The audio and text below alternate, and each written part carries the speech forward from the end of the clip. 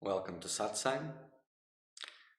For those who don't know, we use WhatsApp as a means of communication. You can send your questions directly to me and I will answer them as they come. So the number is there, you can see them.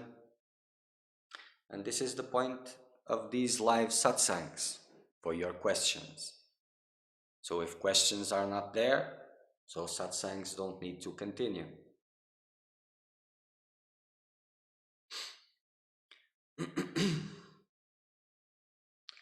Let's make some silence first.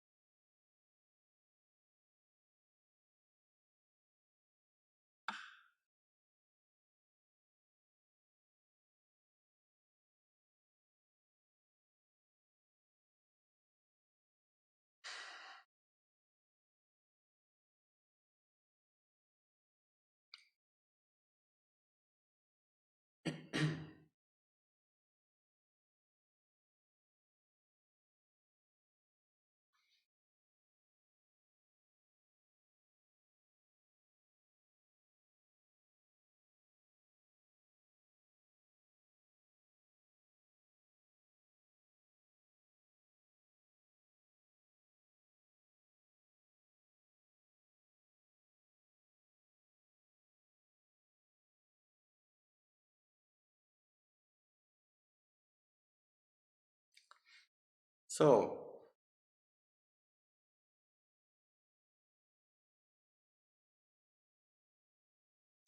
having been around for a while now, um, studying different teachings, reading spiritual books, texts, stories,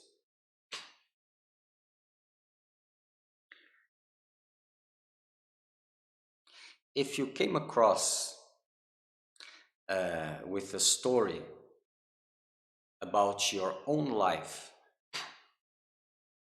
you found a book, a biography of your own life as a saint, as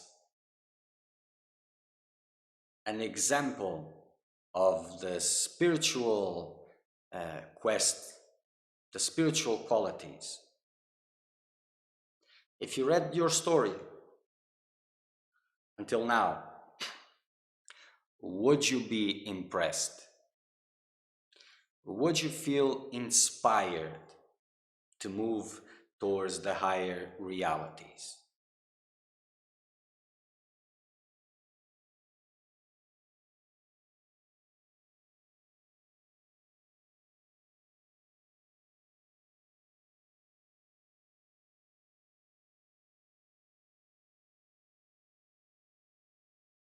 Someone, or even yourself by now, but without a bias attitude. If you read your life story without knowing it was yours, would you feel inspired? Would you say this is a saintly person? Someone that has gone through the struggles of the spiritual path, dedicated himself, made immense sacrifices in the quest for the highest. Would you feel inspired by reading your own story?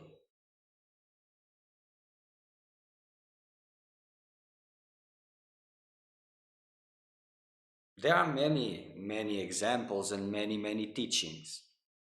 And as I said previously, mm, uh, there are, there are the explicit teachings and the implicit teachings. So sometimes you have to look closer and understand things as they present themselves. So there's the words, and words are tricky because uh, if the attunement is not there, you get the meaning that you are giving to the words that you are listening, and not the meaning that is being given to the words that you are hearing. So if you're not tuned with the source of the words, but tuned with your mind and with your world, then you get the meaning that it is possible for you and not the rest.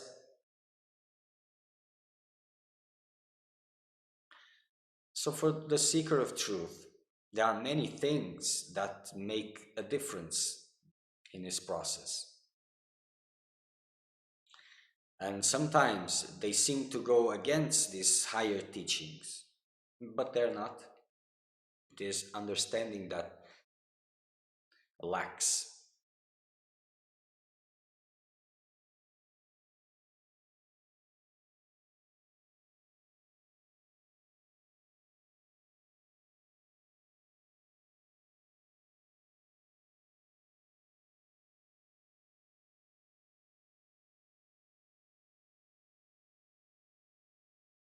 So eventually, there are tons of texts and tons of satsangs and all these things talking about supreme reality, supreme reality.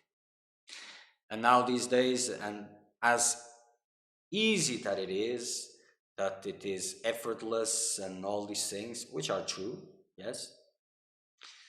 So what is the problem? Why is this not a reality for the majority of you if it is so simple?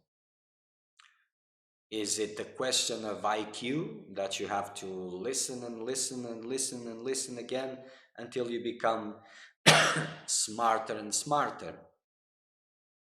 Or is it something else? Because,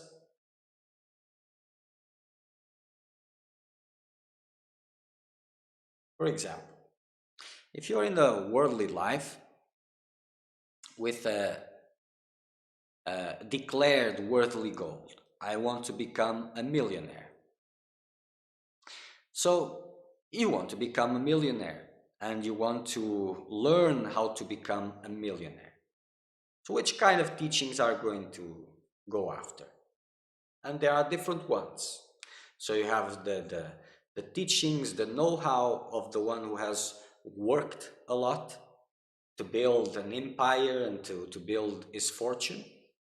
There are these examples of those who have worked less, make some, and then got their wealth. And there are those who just won the lottery ticket. So if you want to be a billionaire and a millionaire, billion is too much for now, it's just beginners. So which ones would you choose? Because as if you apply the same logic that you are applying to spirituality, so the ones you would choose is the ones that give less work. So the ones that give less work is the lottery one. But even this is not the best example, because there must be a fourth example here. The one who became a billionaire because someone decided out of the blue to make a bet on his behalf without him knowing that, without even, there was no desire of him for this. So this is the better example. So the teachings applying to the same logic would be to this one that became a millionaire, without knowing, without even desiring it, without even asked to anyone to make the bet to buy that lottery ticket on his behalf. And out of the blue, he became a millionaire.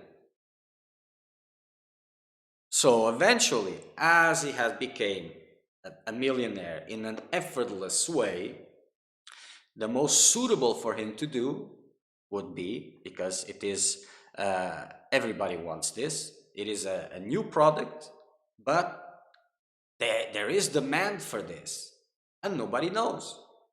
So he would build a system, would give some lectures explaining how to become a millionaire without knowing, by even, you can call it even by accident. So eventually he would explain that you don't have to do anything. You just keep on with your normal life. Don't even think about becoming a millionaire, because that is too much. You don't need, because eventually, somehow, things will happen in a way, because if you entertain in your mind to become a millionaire, you're blocking the thing. It's not spontaneous, so it has to happen by accident. So this would be the system created and embraced by the majority. Nah, it wouldn't. Would be. It wouldn't, because the logic that it is being applied in the spiritual path, it's different. And to the mundane world, there is not so much naiveness, only to the spirituality. And like I said, teachings have to be implicit and explicit, because eventually, the teachings make you mature to come to the point where you are ready for guidance. And then when guidance starts, it is completely different, has nothing to do with teachings. Nothing to do with teachings. Absolutely nothing. They may be there as something else can be there, but it has nothing to do with this. But before it arrives to guidance, teachings are there to prepare yourself. And teachings are implicit and explicit. And in the end, you take what you can, and what you really take shows how ready are you. Hmm?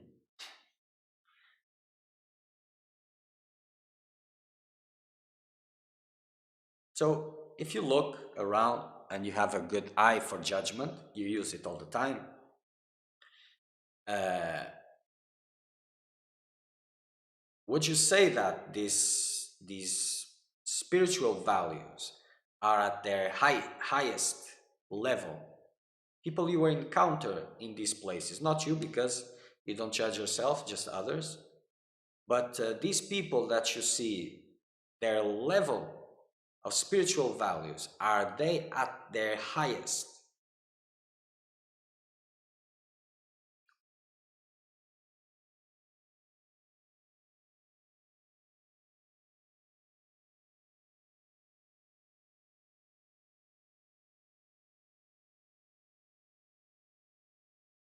In every time, in all ages, there are difficulties because it is the same game and the same illusion, but it changes the way that it happens. So in the old days, not too long ago, and now it has passed, uh, when someone went to spirituality and they wanted to get enlightened. So how do we do this enlightenment? So people would talk about renunciation, let everything go, and devote yourself to a life of selfless uh, work, devotion, devote yourself to the master, and all these things that you know. And how do you say this now? Now you see this in a different perspective. So in those days, there was a lot of readiness to do this. But the mentality was the same as it is now. Without doing these things now, and by doing these things then, it was the same mentality. And the same mentality was a profitable mentality, a mentality that moves by profit. So you can pick some examples. For example, you take the highest teachings uh, of Ramana Maharshi that you're also in love with, and look at his life story, the story of that body, and the teachings which are pointing to the highest. So what you see is the story of a seeker of truth, not someone that was convinced that by letting go everything that he would get enlightenment. He was not even thinking about that. Uh, so there was no trade in that situation.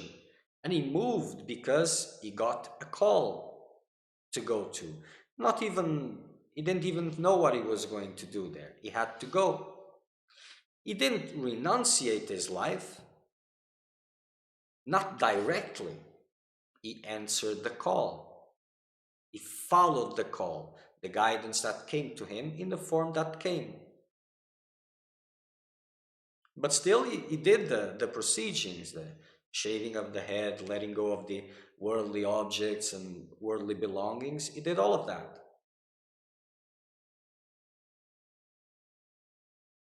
And he spent years and years in profound, deep meditation.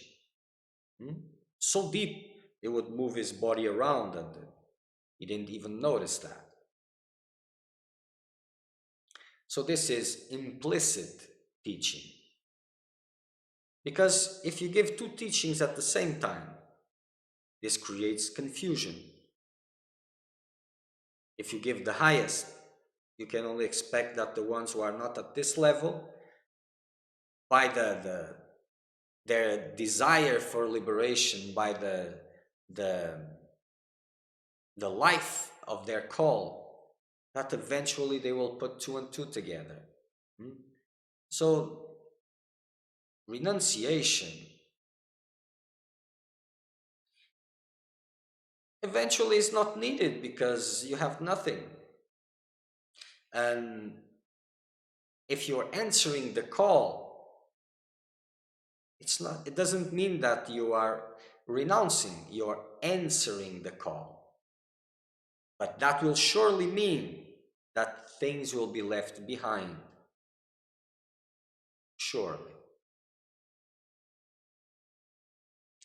But this mentality of profit, this is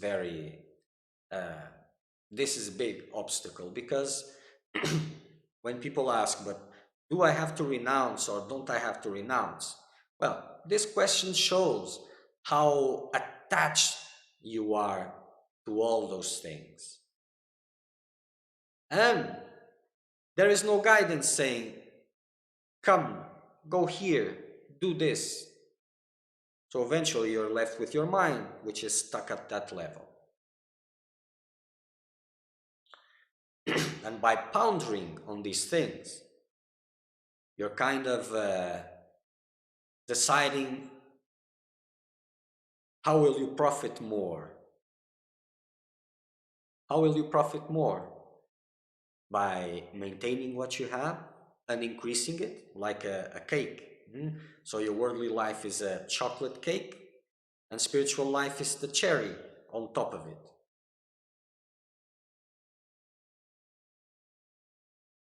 So for the one who is making this, who is asking this question, renunciation may help to let go of some attachments and purify his mind. But there will be a problem with that, because this wasn't renunciation. This was a bargaining situation. And then, but I left this and I did that, and like one thing implies in the other.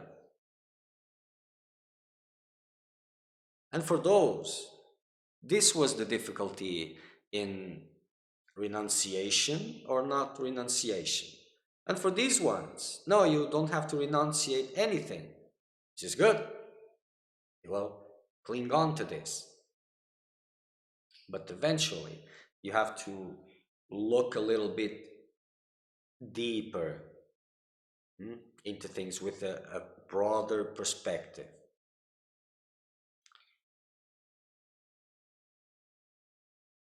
Most of you started to aspire for freedom because of examples of others that had a life like yours, and did all those things that they didn't need to do. Of course, see, if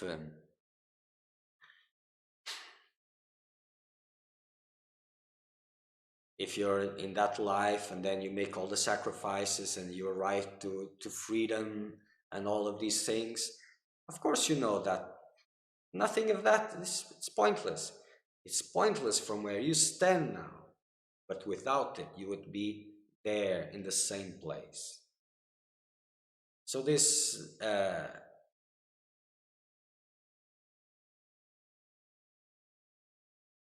awakening, for some it's like they have found the wheel and they want to invent the wheel, but this is a very ancient story, very ancient story.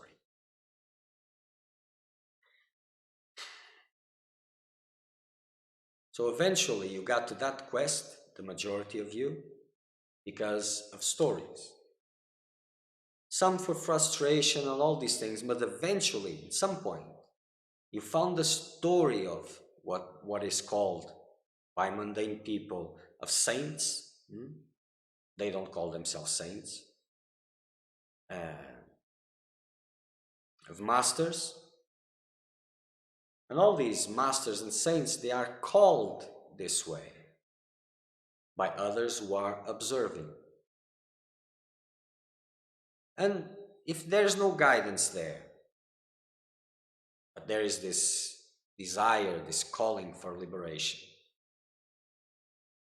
if you look at your own story, if you read your story, would you be inspired by it to deepening your quest?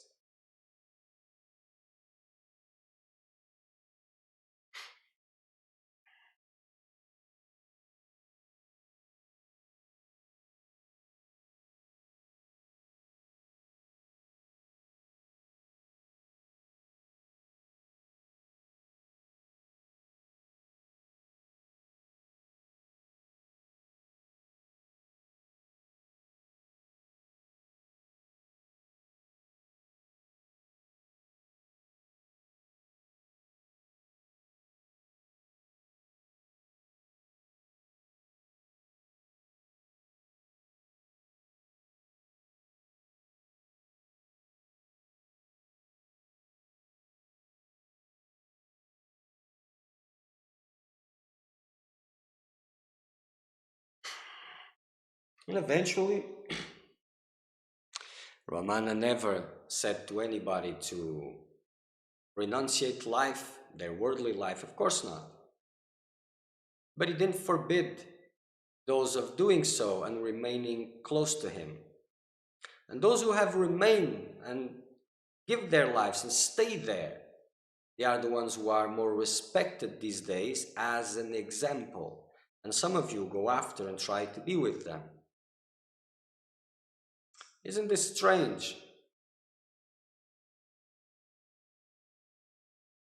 Because eventually, if you ask the master, oh, do I have to renunciate? And the master says, yes, you have to renunciate, give it all up. With this mentality, this would be like an exchange situation. And eventually, instead of purifying and elevating and increasing devotion and all of this, would be this waiting and getting frustrated, and then this charging, this I don't know the English word for this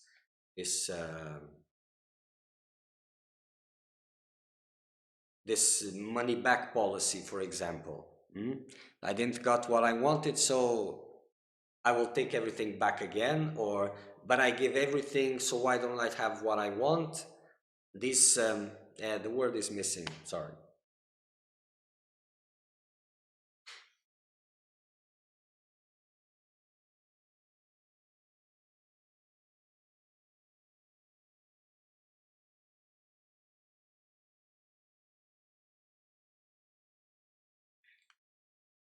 So this story is whatever it is done by a seeker of truth, the real one. No one will be able to understand, and each one has their own thing to do, to go, whatever that means. And it doesn't apply to everybody. It doesn't. But eventually, if the call comes and it is answered, then your journey begins. And your journey is not about judging which is right or wrong for me. It's about surrendering to that guidance, making that journey, and use all opportunities to become lighter and lighter and simpler and simpler.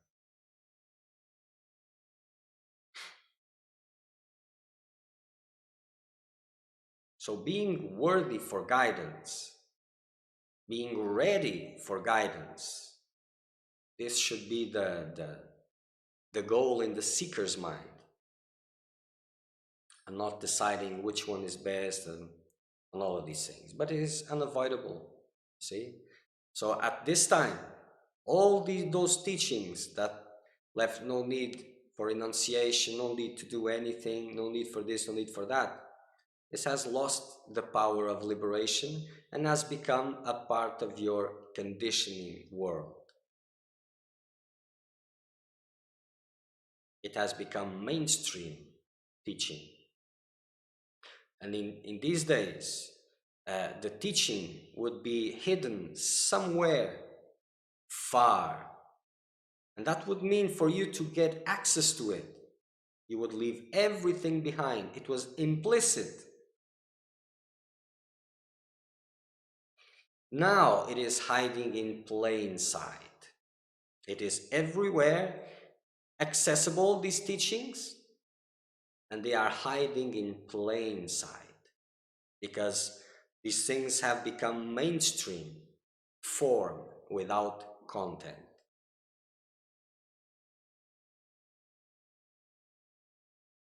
So they have lost, they are still true, they are still real, but they have become mainstream.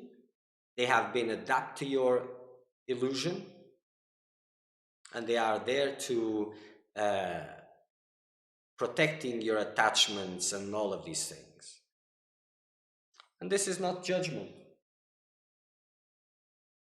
It is not. It is giving an opportunity, because for those who have this call inside, there is a wanting, there is a sincere wanting, but this is playing tricks on you and making you, giving you the food for the devil on the shoulder to protect that which is dear. So the question today, the biggest question is, would you be inspired by reading your story? See, those who have done this path and they have shown, not by wanting to show this, but they have left a legacy for others to see. So if life ends in self-realization, for example, spiritual civilizations knew this, so they would support the seekers of truth. But then this got lost. But it is still the same. So those who are in the front, they serve as a direction for those who are in the back. Would you be inspired by your story? Without knowing that you were reading your story, would you be inspired?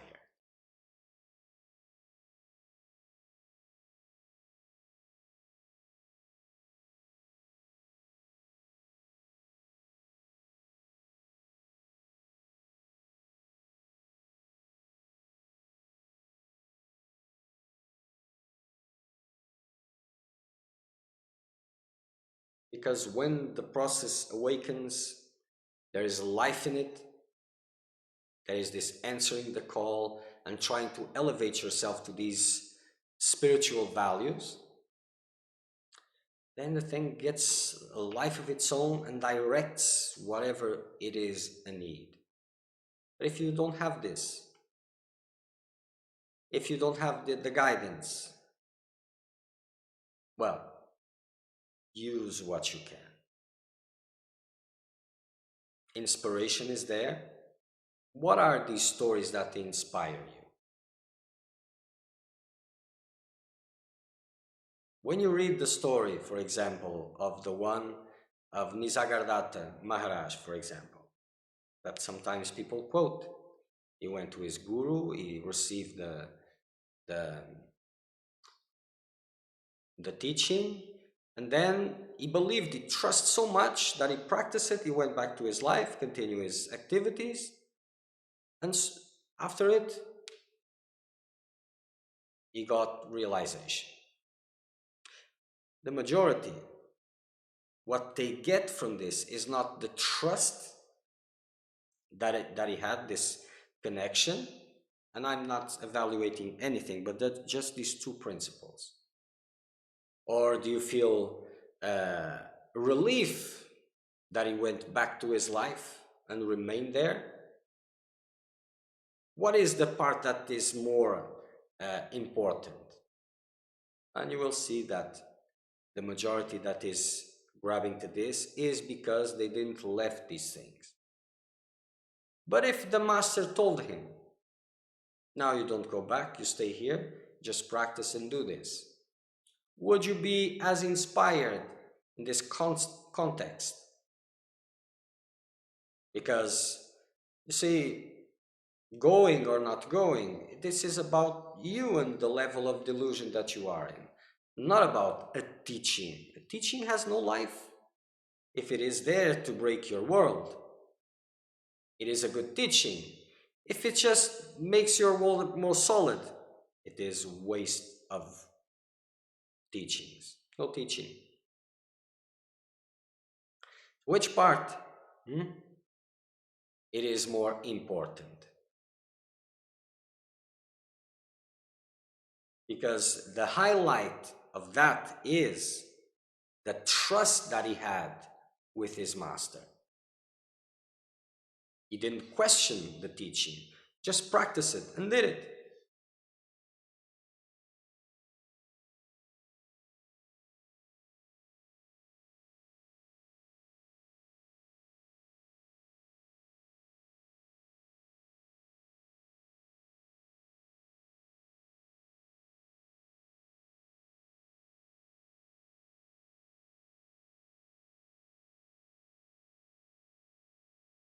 So in a sense, satsangs and all these things, they have become something to entertain you where you're sitting now. This was a reason why I've resisted so long in doing this. And let's see what time shows, because if this turns out to be another of these things, then it will end. Because there's no point. You see, as you look at God or supreme reality and the connection you have with it. So God, subtle vibrations, reverence, devotion, all these states of different ways of experiencing the same thing. So let's take God as an example. Better yet, let's take the sun as an example, as a representation of God, subtle vibrations, the source, the master, all these things. So let's take the sun as an example. So the sun is there and you're getting his light, the light of the sun, the warmth of the sun, all the benefits that the sun is giving. And in your mind, you're going to build a vehicle to move faster. So will you build a car, for example, so that you can move faster around the world, powered by sunlight, by solar energy, with solar panels, so that you can go around endlessly, turning around? Or will you build a spaceship?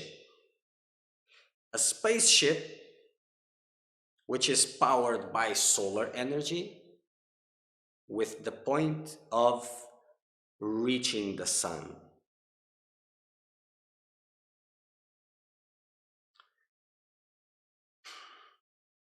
So this is the example. So the divine presence, these subtle vibrations, they can be used and are being used. So this moment of reverence, and I feel this higher vibration that I get in satsang, this contact. And this is like a nourishment for the maintenance of worldly activities. Or is this a signal, something that you can follow and direct yourself towards the source? And I'm sure that all of you say that, no, but that is what I'm doing. But I invite you to look a little deeper. Hmm?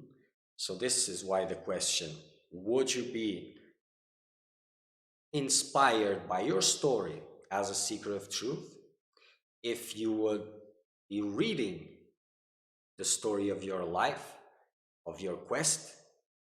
Would you feel inspired by it?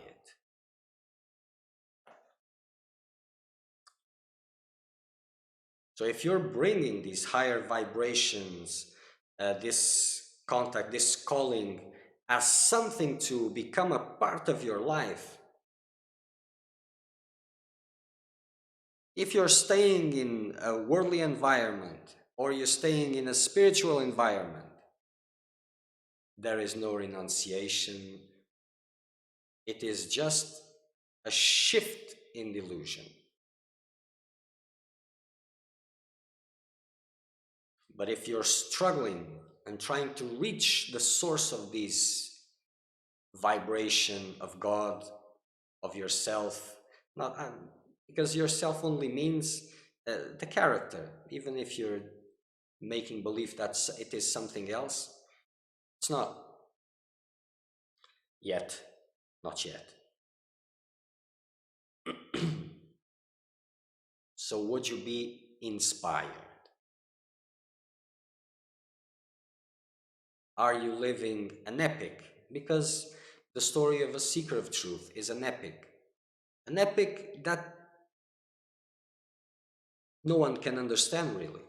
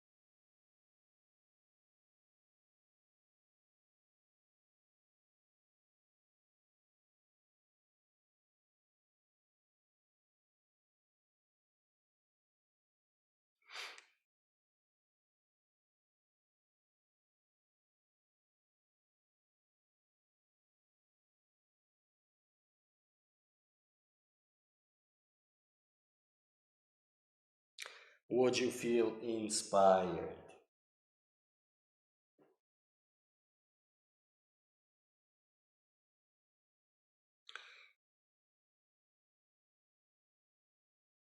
Yes, they are pulling meant to keep you in the dream.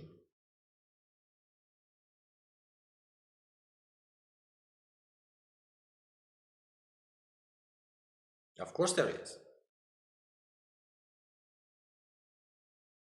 Contemplating, contemplating, contemplating. Sorry about that, but you understood. So contemplating in the I thought before the source, hmm, it is renunciation. It is so high renunciation that the majority of you don't even see it because you are so distracted. And it is a subtle practice, a subtle practice. And subtle practice cannot happen for a gross mind. It's not possible. So that sage sitting there at the hills of Arunachala, untouched, unworried, left his things behind, even when the parents and the family came to him, unbothered by that. His only activity would be to answer questions and moving around that God. Just that. Well, kind of missed what I was talking. You cannot mix both, or you sit quiet or you talk.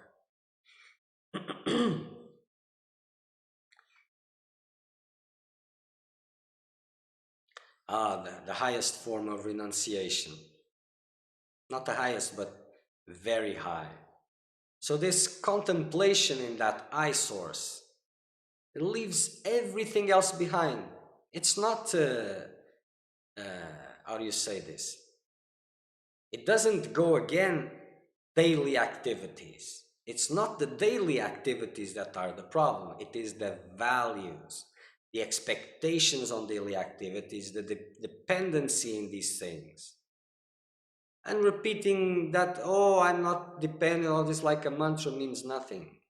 When things are taken away from you, when you imagine losing these things, if you're real, then you'll see if attachment is there or not. So this higher form of renunciation, not possible. Yet, it is a matter of time, practice, intensity, perseverance, and eventually you will have to do the same things differently, but eventually you'll have to reach there, or you won't move from it. So for the one who is not worried about paying the bills, about supporting his comforts and all of these things, if he is there or if he's not in the middle of all that, it is. There is not even renunciation because, well, he wasn't attached, so how can he renounce? But to be able to focus on the I thought, not at the source yet, but at the I thought, which is, well, the transition point, moreover. For that, for those who are attached, that is renunciation, because you will not be able to do both things at the same time.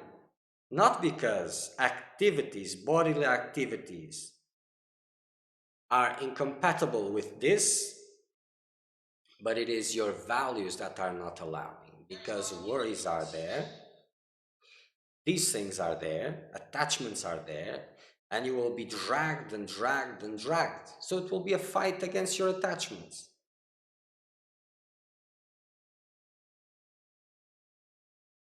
But that contemplation to be made in a way that really, really dissolves vasanas, these worries can't be there. These investments, this need to invest cannot be there.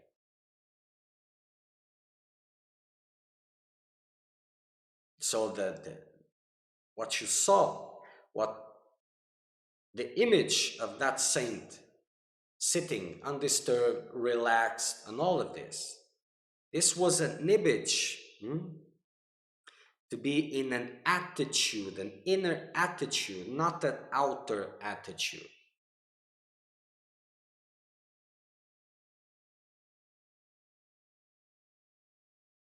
So for those who ask the question itself is the answer.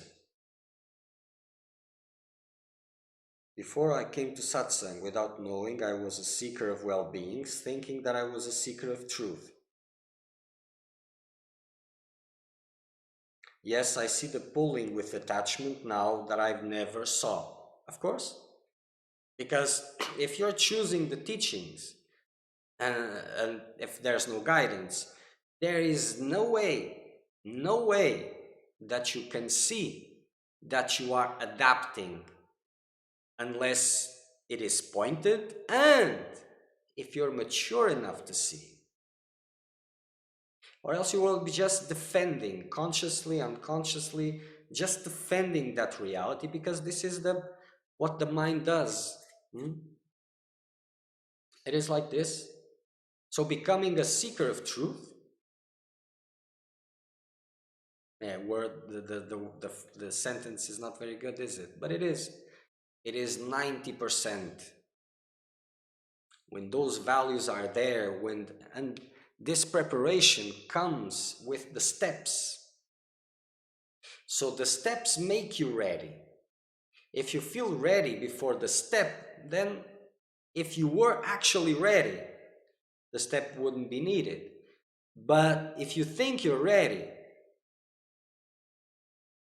and that means if your world will not be disturbed, if anything will not be stripped from within, then what is the point? It's just changing circumstances. So for this is following the guidance.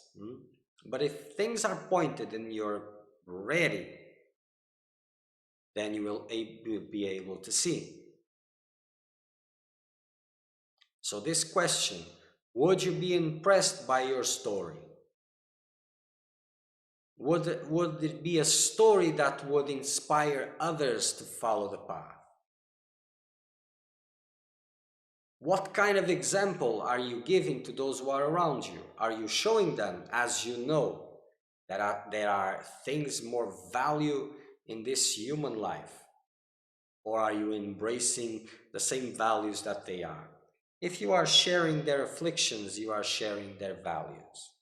So if you depend on these structures, then it is the same values. So you're just fooling yourself. And it's okay. Well, it's your time. The mind is very fast. Yes, it is. Yes, it is. I saw that 20 years ago when I dropped my drug problem. While I was rehabilitating, the mind was making punch up, and I even saw that I just changed dependency. Yes, normally that is what happens. The mind adapts very fast, very fast. So what you see, when you come to the point that you're so intensely after freedom, so intensely desire that final reunion, and that you're willing, you would do anything, doesn't matter what, anything, then the real part of the begins, the final part begins. Because at that moment, it's not about, oh, should I renounce or shouldn't I renounce? Which one is better? No, just if there is the direction, I will go. And for those who are afraid of renunciation, who are attached to their things, for them surely the direction would be leave everything behind. For those who have difficulties and don't like being around others and in the middle of those things, if this is about difficulties with those things, then their direction could be, so stay there a little bit longer.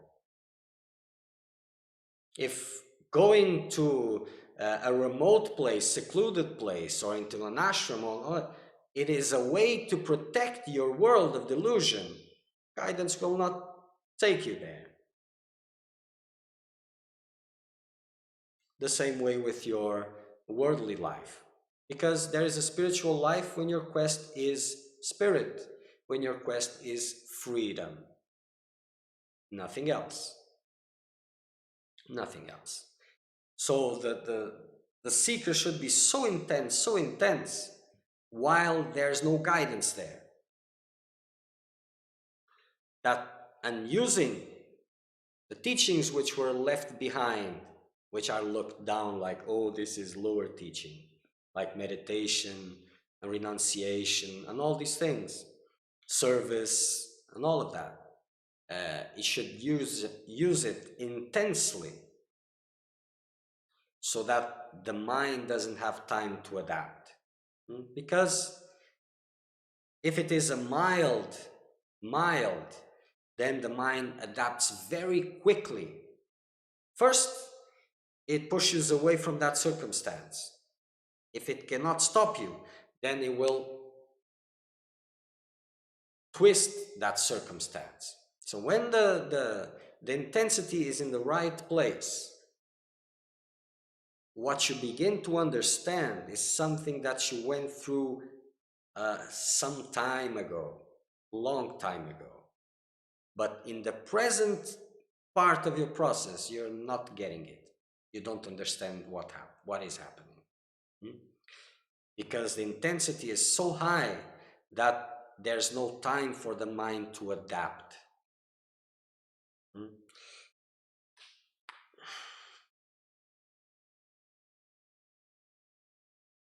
And to be under guidance, guidance must be more important than anything else.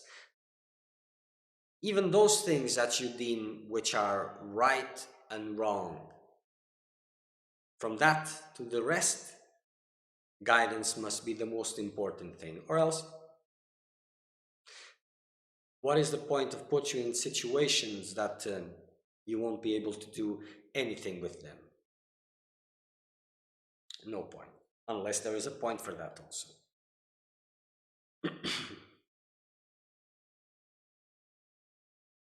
So what do you feel inspired by your life? Would others, by reading the story of your life, would they be inspired in the quest for truth?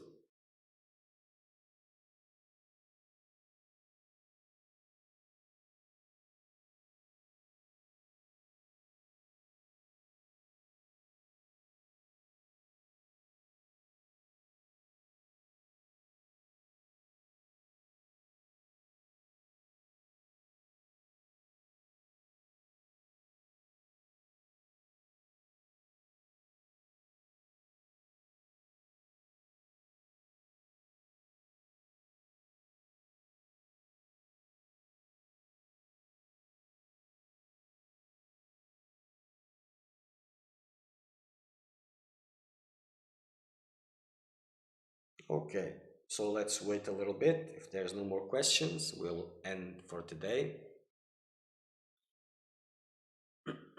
So Thursday will be the next satsang, and next weekend there won't be satsang.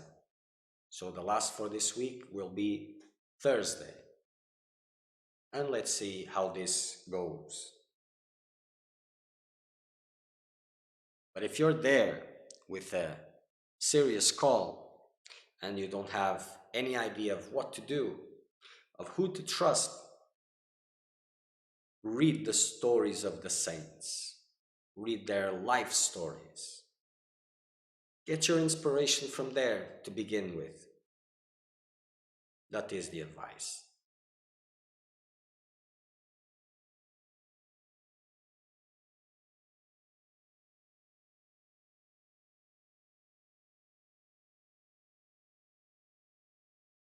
And the story that inspires you more, well, that one is more suitable for you. If I had the heart, I would do this. This comes. That one is good for you.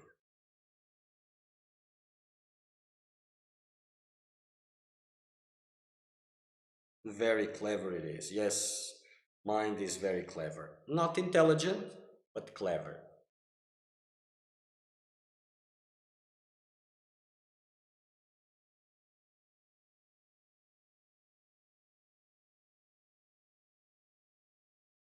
Okay. So until Thursday,